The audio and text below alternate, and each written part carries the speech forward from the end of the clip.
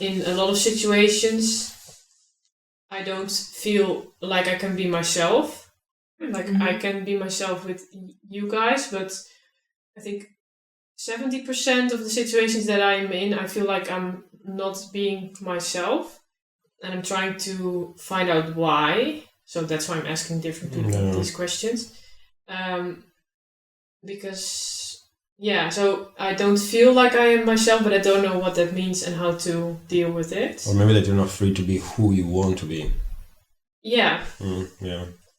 So if you like, people talk about being themselves, like being able to be themselves, but how do you feel when you are yourself? Well, that question is a bit abstract.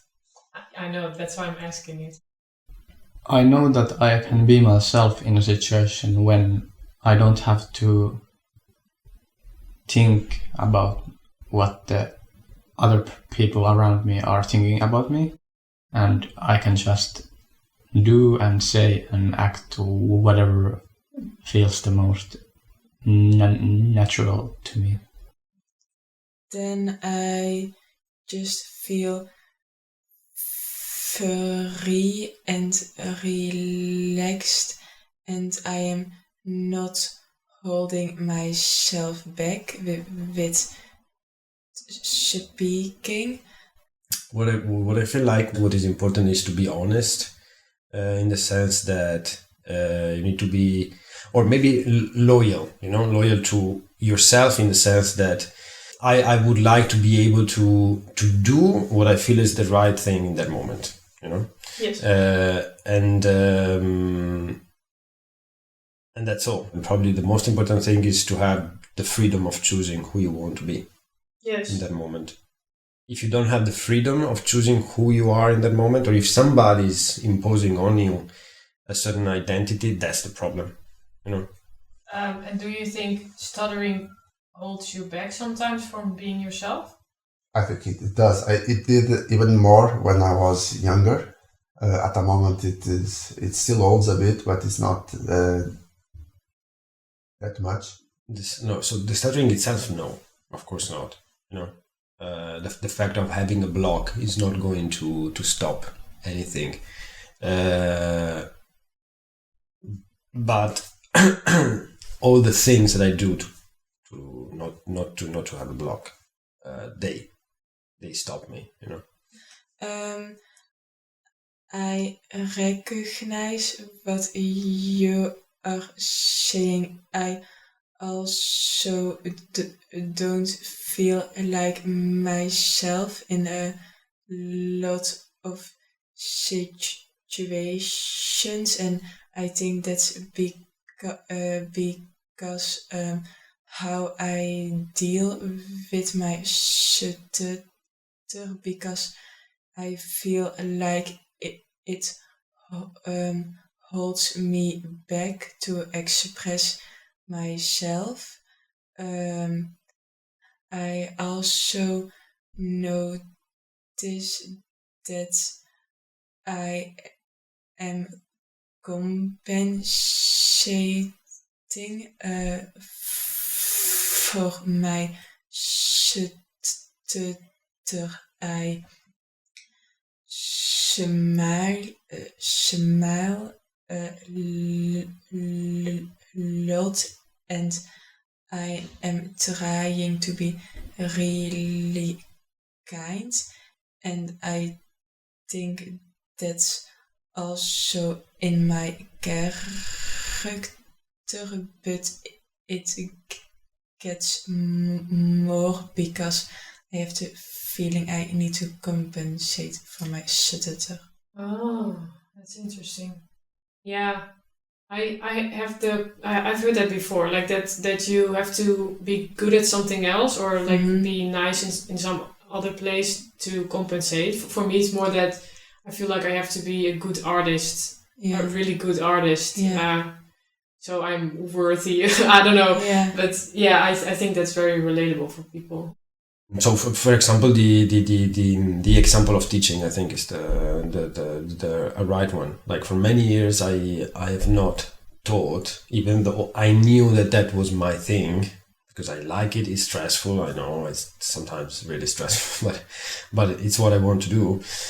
But I have not done it because I thought that I could not stutter, in front of my students, that if parents knew, they would have thought, oh, he is not a good teacher. He stutters. How can he be a good teacher? So, it's more about the stigma, I think, and it's something that I have deeply internalized also, unfortunately, because of speech therapy, because the message has always been, you need to hide it, you need to be normal, you need to hide it.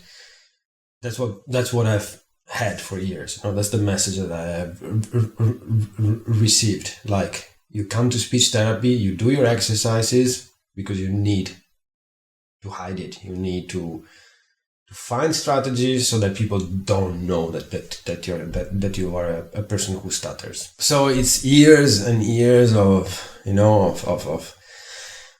internalizing this type of messages.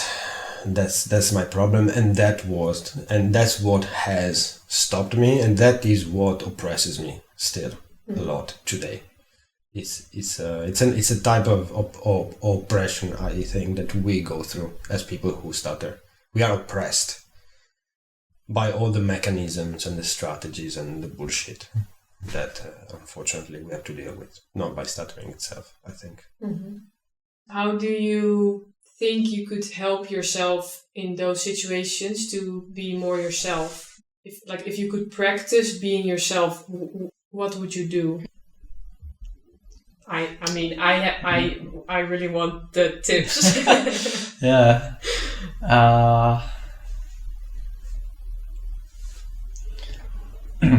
I just have to be more brave in, like, one of the biggest thoughts that is restricting me is that I am making other people feel awkward if I stutter a lot. But I have to stop thinking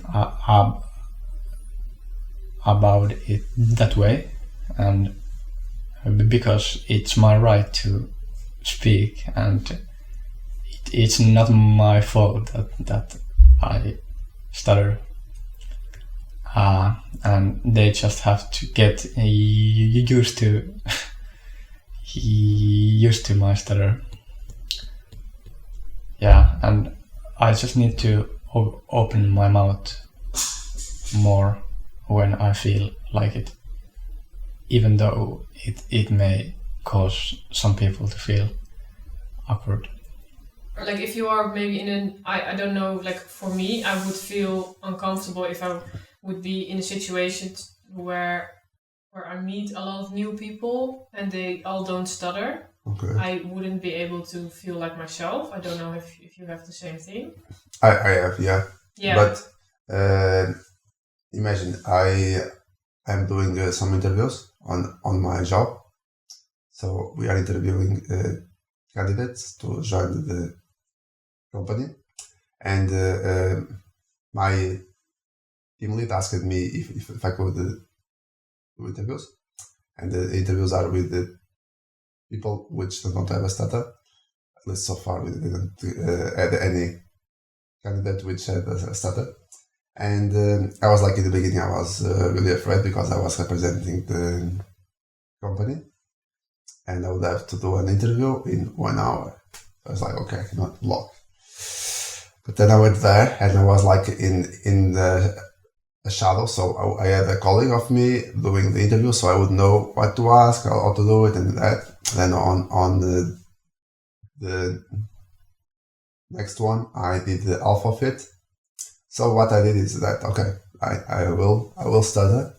I will just say that I have a stutter, and I will ask for the candidate to be patient with me when I have a block.